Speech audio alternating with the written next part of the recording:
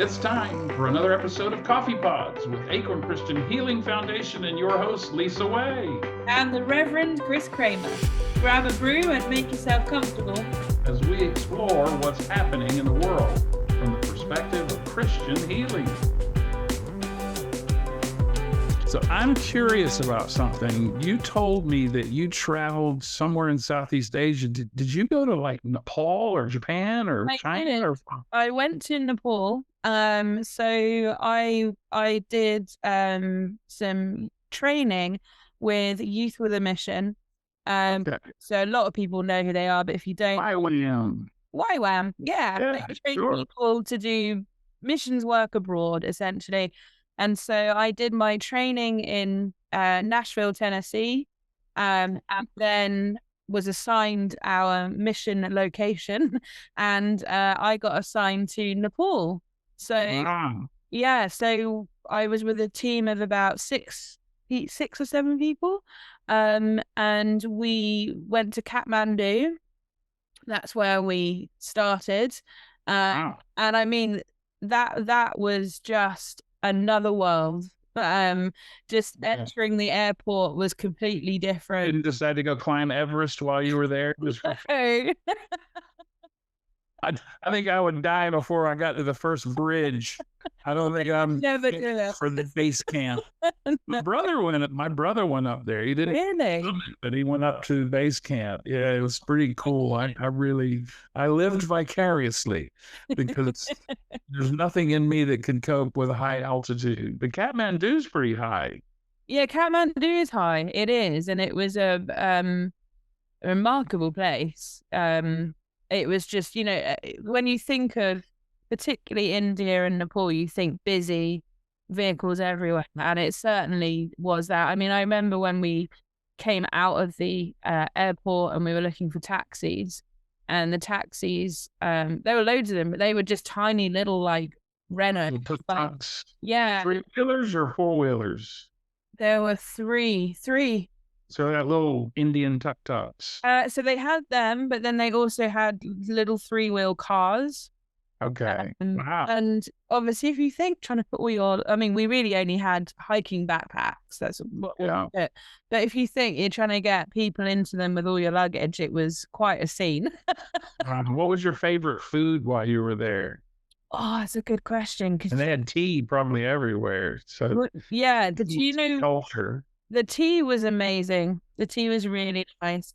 But we mainly ate rice and dal pretty much. The vegetarian diet there in Nepal, not much meat. Not a lot of meat, but that was really because where we were in Kathmandu, could have got meat. You could kind of get anything you wanted. But we then spent about a month and a half in a village to the west of Nepal called Tikapur.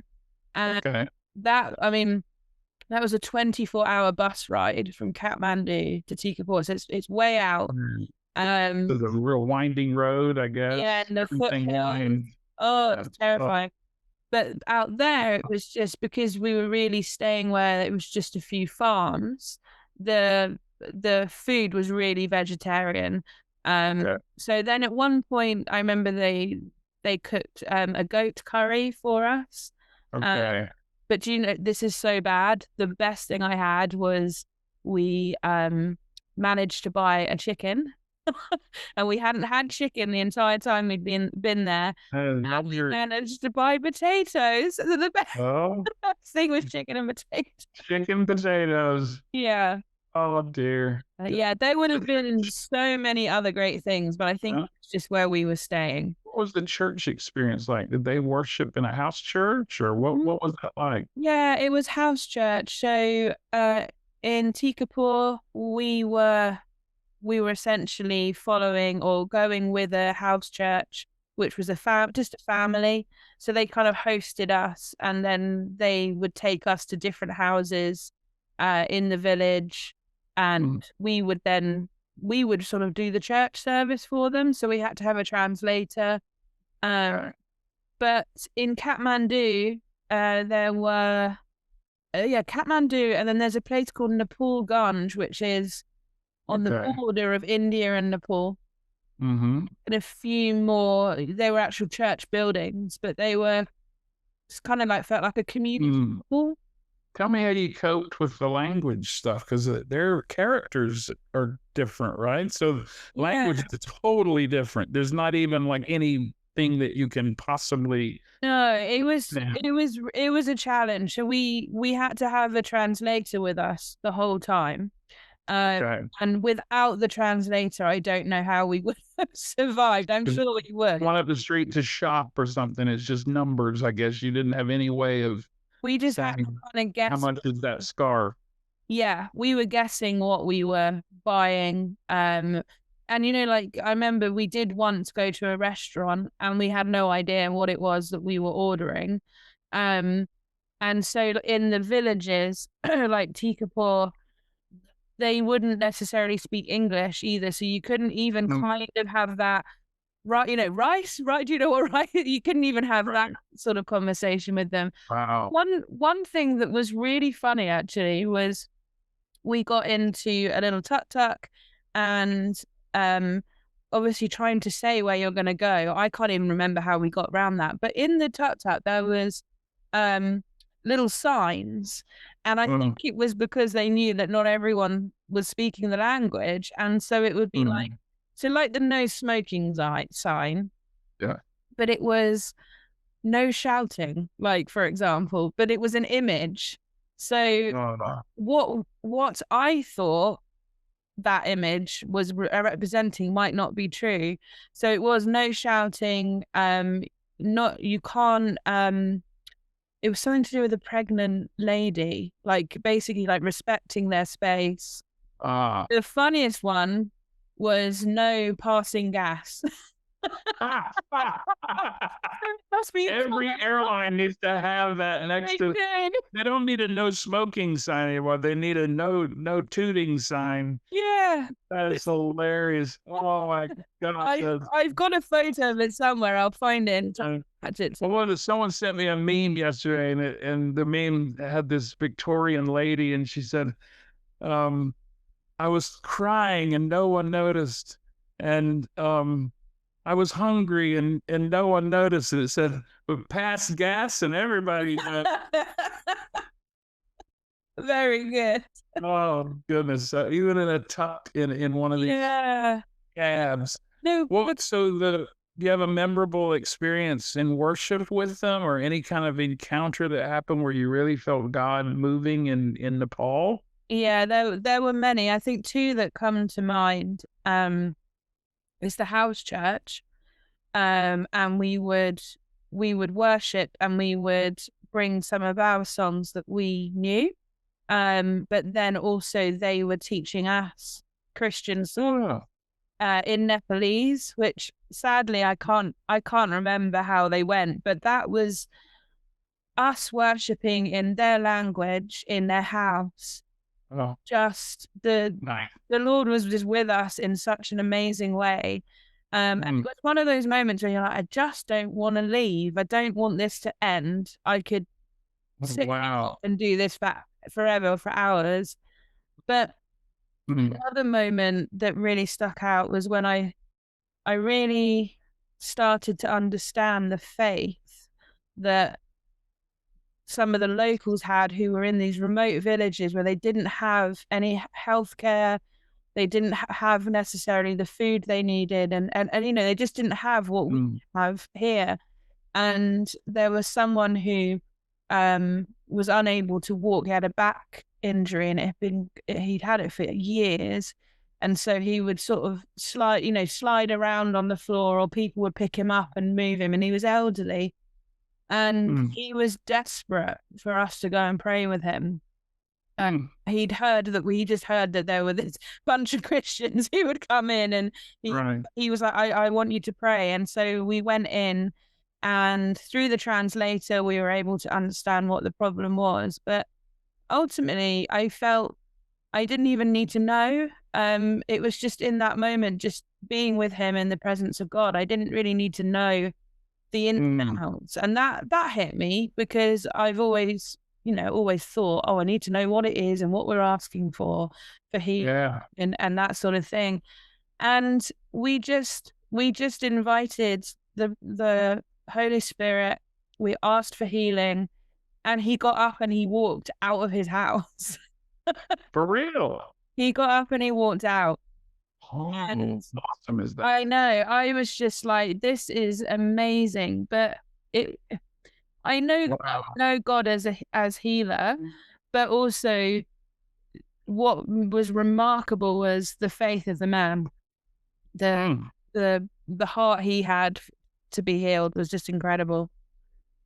Yeah. And it wasn't a magic trick because you happen to be so smart. Mhm. It was all to do with faith and God's response to his openness to that encounter. It Um, reminded me of amazing. when the woman touches Jesus's clothing. It Yeah. reminded me of that, like the Mhm. desperation for being in his presence, and but then also receiving healing in that moment. It felt like that. It's so powerful. I was talking yesterday about maybe as part of these podcasts, or maybe as a standalone project, we should actually do some recordings of people sharing testimonies Mm. of God at work, because we've all got so many stories where we can share God doing something. Yeah. And I think for the people who struggle with doubt, I think it would be a real gift to Mhm. especially the people who say, "Oh, this is all hokey. This isn't real. It's just make believe." I don't believe in any of that. And if you have so many people sharing so many different stories, showing God at work in different ways, Yeah. it might just be that thing that can help a person who struggles to say, "Gosh, I want to know a little bit more about this kind of God who's really present and doing things that don't make sense, but certainly are true." Yeah. Where else in Southeast Asia did you go other than Nepal? Did y'all go We anywhere else? No, we only went to Nepal. So we did 3 months there. So Oh, we wow, we didn't. 3 months. Yeah, we traveled around different places. So we went to I don't know how you pronounce Pecora, which is Hmm. really the place we see in the photos of beautiful, the Everest and the lakes. That's Yeah, it. yeah. And that it was weird because we'd been in Tikapur and Napurganj, and that was hard because we were just like sleeping on just we're in an empty shell of a building, sleeping on the floor, and we went to Pecora and we were in what was probably a hostel, so it felt like, oh, this is a bit nicer, but you go out and it's just so similar. But what was very sad were the amount of street children in Mm, that area. And I think also because it's touristy there, um, they mm. they operate there, and it was sad. There are people who are obviously using the children to get money, and then the children don't get anything. And there were Yeah. also a lot of families who were taking refuge from, and I've completely forgotten the name, between China and Nepal. I'm trying to think. Begins with S. I'll find it. But Okay. but because of conflict in that region, having to come Mm. down into Nepal, and just not having a good quality of life, and working with them, and we would just spend time sitting with them and talking with them and then praying. It was very relational, which I personally enjoyed. Right. Are you thinking of like Bhutan? I'm Oh, looking at Bhutan. That's it. Bhutan. Yes. Bhutan or some. I mean, I Yeah. don't know my geography. You're making me real interested in learning between China and Tibet and Nepal and That's it. all the way Yeah. to Jaipur to India. That whole area. I've Yeah. never been anywhere around there, and it's fascinating to me. I know a little bit about Myanmar, Yeah. Burma. Yeah. But yeah, in Bangladesh, and but fascinating that you got to spend that much time in such a tough place. It must have really impacted your faith Massively, and your massively. health too. I hope you stayed healthy during all that time. I'm guessing you're around lots of new bugs and weird water and Yeah, we all had our moments where we were very unwell, but in uh, general we were good. And um it I mean, for me it was a massive step because I did it when I was about 21, I think, and it was a big step of confidence for me going somewhere like that. it's a long way to go. Yeah. Yeah. And so that I obviously sort of developed in my relationship with God during that time. But there was also just being removed from what you know, um, and all your comforts and your familiarities. Being removed from that was a huge experience as well because you're just nestling into God. And I mean, there was times where we all just wanted to come home, Yeah. and Sure. we'd been in Tikapur for a month, and we were all set, and we'd eaten nothing but rice and lentils twice a day for a month. And one poor girl, she couldn't physically keep it down anymore. Oh dear. It was that hard, and we all just said we Mm, just want to go home. And we had this honest conversation with everyone where we said, like, our money is tight. That was the other thing, because we were fundraising to be there. Money is tight. What, mm, it could have been so easy to say, mm, because money's tight, we're actually going to fly back to America and we're going to go home and we're not going to finish this. mm, And mm, God just sustained us through all of it. mm. And I'm so glad we didn't go home. The fellow that got up and walked, when did that happen in relation to your talking turkey with your teammates? Was it before or after? Talking what? So it's an American expression, turkey. That when you had the heart to heart talk with each other about whether to go home, did That he? was after. So you were still struggling after witnessing what happened to him, or Oh, did he? sorry, no. So we were struggling, and then we went to this other village in Tikapur. That happened. Um, Okay. yeah, and And that must have renewed you. But I mean, to see that must have changed the temperature of the water for you. absolutely, because Um, yeah, you're aware of what is possible. Not that it was us that did the healing, but by being available to mm, God and to other people. And the other thing that I think did that for me personally anyway was the children. They were just they were so wonderful and fun. And we would, they'd see us walking down a path and they would say, Jamesy, Jamesy, which is basically namaste, but it's the Christian mm. greeting. Oh, I Yeah. didn't know that. If you say Jamesy, it's, you're a Christian, they're a Christian. It's like God bless. Oh, wow. Yeah. I did not know that. Yeah. So Really? they would go Jamesy, Jamesy, and we got to Hennessy. spend a lot of time with them. And um that was another thing as well, where you just kind of you you're brought back to why you're there. Okay. Yeah. I think that's really awesome. Where, if you could go anywhere next, what adventure would you and Dan the Man have in your life that you can't take Boise with you, but where would you go if you're flying somewhere for a kind of experience of God? It doesn't have to be a mission trip, but I'm thinking, what, Experience of God. where would you go? It wasn't just like a holiday, but you wanted to go somewhere and really encounter something that's going to broaden your faith. Where I would you go? I think I know for me, I would like to go to India. Um, Ah, yeah, I've just based on friends who have been and done mission work, that sort of thing over there. I would like to go to India.